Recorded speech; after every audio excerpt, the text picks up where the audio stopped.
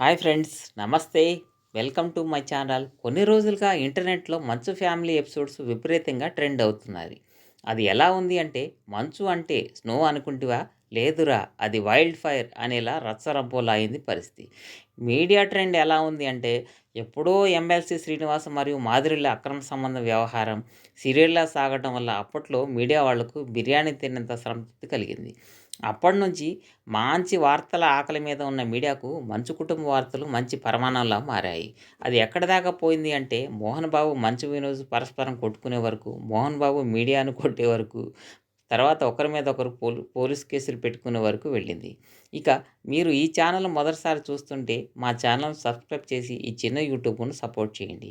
అసలు ఈ మంచు ఫ్యామిలీ గొడవలకు మూల కారణంగా 3 విషయాలు వచ్చాయి. అందులో మొదటిది వాళ్ళ ఇంట్లో పని మని అమ్మాయి విషయంలో జరిగిన తగాదా. రెండోది మంచు, మనోజ్ పెళ్లి, ఆయన మనస్తత్వం. మూడోది విద్యానికేతన్ యొక్క బిజినెస్ వ్యవహారాలు. అసలు ఇందులో మొదటి కారణం వల్ల ఎప్పటినుంచో స్తబ్దుగా ఉన్న గొడవలు బట్టబయలు అయ్యాయి. ఇక అసలు విషయంలోకి వెళితే, మోహన్ బాబు మొదటి భార్య పిల్లలు మంచు లక్ష్మి, మంచు విష్ణు. రెండో భార్య కొడుకు మంచు మనోజ్.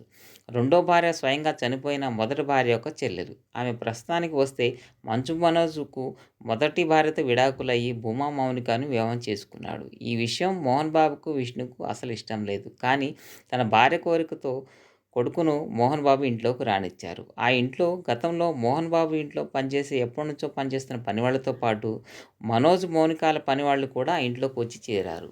ఆ ఇంట్లో మోహన్ బాబుకు సన్నిహితంగా ఉండే ఒక మగ పని మనిషికి, అలాగే భూమా మౌనిక యొక్క ఆడ పని మనిషికి ఇంట్లో గొడవ జరిగిందంట.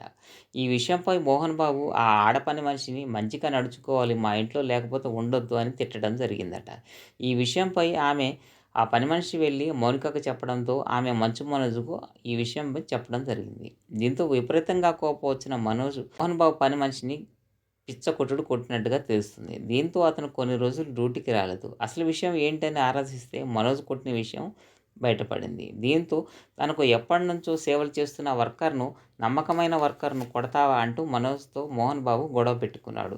ఆ గొడవ ముదిరి మోహన్ బాబు మనోజ్‌పై చేయి చేసుకోవడం, మనోజ్ మోహన్ బాబును నెట్టివేయడం వరకు వెళ్ళింది. దీంతో మోహన్ బాబు తన భార్యపై ఫైర్ అయినట్లుగా తెలుస్తోంది.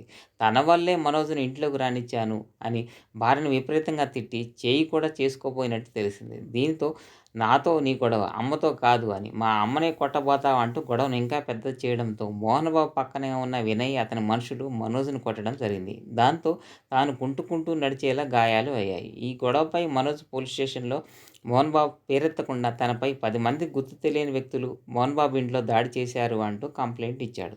దానికి ప్రతిగా మోహన్ బాబు కూడా మంచు మనోజ్, అతని భార్య మౌనిక వల్ల నాకు ప్రాణహాని ఉందని కంప్లెయింట్ లెటర్ రూపంలో పంపాడు. ఆ తర్వాత మళ్ళీ మనోజ్ 30 మంది బౌన్సర్లను వేసుకొనొచ్చి జై శ్రీరామ్ అంటూ గేట్లను బద్దలు కొడుతూ మోహన్ బాబు ఇంట్లోకి వెళ్ళాడు. ఇక అక్కడే రెడీగా ఉన్న విష్ణు బౌన్సర్లకు, మనోజ్ బౌన్సర్లకు చిన్నపాటి యుద్ధమే జరిగింది. ఈ దాడిలో మరోసారి మనోజ్ తన చొక్కా చించుకొని గాయాల పాలయ్యాడు. ఇక గేటు దగ్గరకు నమస్కారం చేస్తూ ఇది మా కుటుంబ గొడవ, మీరు ఇన్వాల్వ్ ఏమీ కావద్దు అంటూ వస్తున్న క్రమంలో ఉత్సాహం ఎక్కువైన టీవీ9 రిపోర్టరు మోహన్ బాబు ముఖం మీదనే మైక్ పెట్టడంతో ఇక అదే మైకు తీసుకొని కోపంతో ఇద్దరు విలేకరుల దవడలు కూడా పగలగొట్టారు మోహన్ బాబు. అది సంగతి. దీంతో బెదిరిపోయిన మోహన్ బాబు ముందు జాగ్రత్తగా తనని జైల్లో వేస్తారు అంటూ హాస్పిటల్‌లో కూడా జాయిన్ అయ్యారు. ఇదండి అసలు విషయం. పనివాళ్ల గోలగా మొదలైన ఈ గొడవ పెద్దవాళ్ల పరువు బజారు పాలయ్యేలా చేసింది. ఇక ఈ గొడవకు రెండో కారణం గురించి మాట్లాడుకుందాం. మంచు మనోజ్ మొదటి నుంచి మిగతా వారిలా కాకుండా కొంచెం అల్లరిచిల్లరగా పార్టీలకు ఫ్రీగా తిరుగుతూ ఉంటాడు. ఈ విషయంలో మోహన్ బాబుకు కోపం తెప్పించేది. ఇక మనోజ్‌కి మొదటి భార్య పేరు ప్రణతిరెడ్డి. వారిది వ్యాపార రంగం. ఆమె విష్ణు భార్య అయిన విరేణుకారెడ్డి యొక్క ఫ్రెండు. అలా వారి పరిచయం 2 సంవత్సరాల తర్వాత 2015లో పెళ్లి జరిగింది.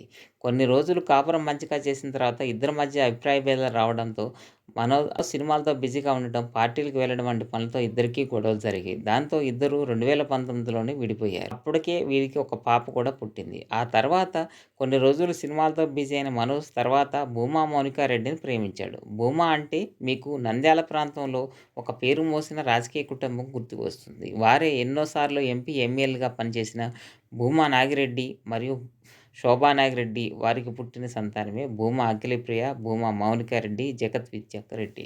గతంలోనే శోభారెడ్డి గారు యాక్సిడెంట్‌లో చనిపోయారు. తర్వాత భూమారెడ్డి గారు కూడా గుండెపోటుతో మరణించారు. ఇక మౌనికారెడ్డి గారికి అంతకుముందే బెంగుళూరుకు చెందిన గణేష్ అనే వ్యాపారవేత్త వివాహం జరిగింది. వీరికి ఒక బాబు కూడా పుట్టారు.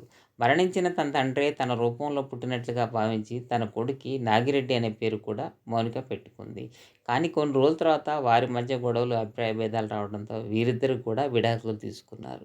భూమా మౌనికారెడ్డి సోషల్ యాక్టివిటీస్‌లో చాలా యాక్టివ్‌గా పార్టిసిపేట్ చేయటం వల్ల దాంతో మంచు మనోజ్‌కు ఆమె మీద సదా ప్రేమ కలిగింది.